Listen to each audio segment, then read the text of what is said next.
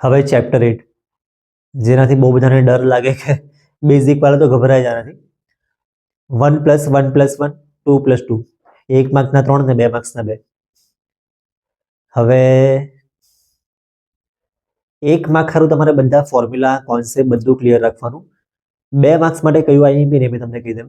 આખું ચેપ્ટરનું સ્ટાર્ટિંગનું છેલ્લેનું આવી જવાનું. છેલ્લે જે એક્સરસાઇઝ 8.3 નો ક્વેશ્ચન 4 છે ને, જેમાં પ્રૂવ કરવાના બધા સવાલ છે, 10 સવાલ છે. એ 10 સવાલમાં ખાલી 5મો અને 10મો છોડીને બધા આઈએમપી 8 આમાંથી કદાચ તમને એકાદ આવવું જ જોઈએ. પછી એમાં ઉપર ક્વેશ્ચન 3 એમસીક્યુ છે, આવી શકે. એક્ઝામ્પલમાં આઈએમપી લાગે મને example 11, example 9.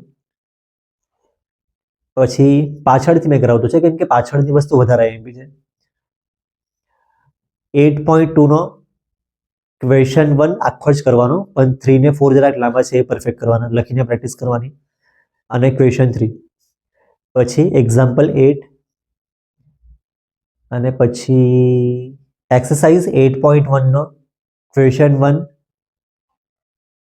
Question 3, 4, question 7, 8, question 10. Question 10 જરા ખારો છે, એક્ઝામ્પલ 5 જેવો છે. એક્ઝામ્પલ 5 બી આઈએમપી છે, અને એક્ઝામ્પલ 3 બી આઈએમપી. બસ, તો આટલી વસ્તુ છે અને આઈએમપી લાગે એવું. અને તમારે આખું ચેપ્ટર એટલીસ્ટ એક વાર તો તમારે જોવાનું. હવે ચેપ્ટર 9,